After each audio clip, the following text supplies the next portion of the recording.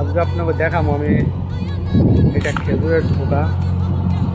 একটাই থোকা হচ্ছে একটা গাছ নিম্ন মনে করেন 20 কেজি 30 কেজি হইব থোকাটার ওজন।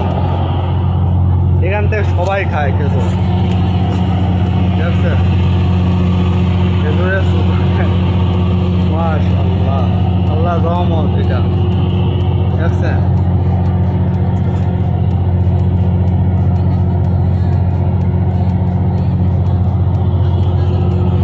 মাশাআল্লাহ,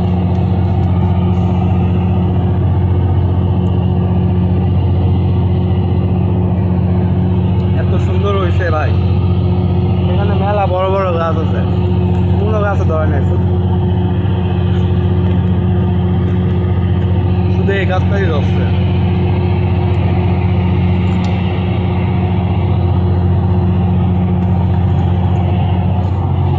আরো গাছ আছে, এটাতে একটা খেজুরও ধরে নাই,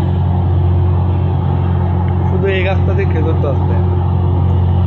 এই যে বড় গাছ আছে একটা, এটাতে আছেন একটা খেজুরও নাই। আর প্রত্যেক গাছ কত খেজুর ধরছে দেখছেন? এটা সবই আল্লাহর ইচ্ছা, বুঝলেন? মরা গাছও ফল ধরায়, আবার বালা গাছও ফল ধরায়, সবই আল্লাহর রহমত, বুঝলেন? কে কে খেজুর খাইবেন কমেন্টে জানান।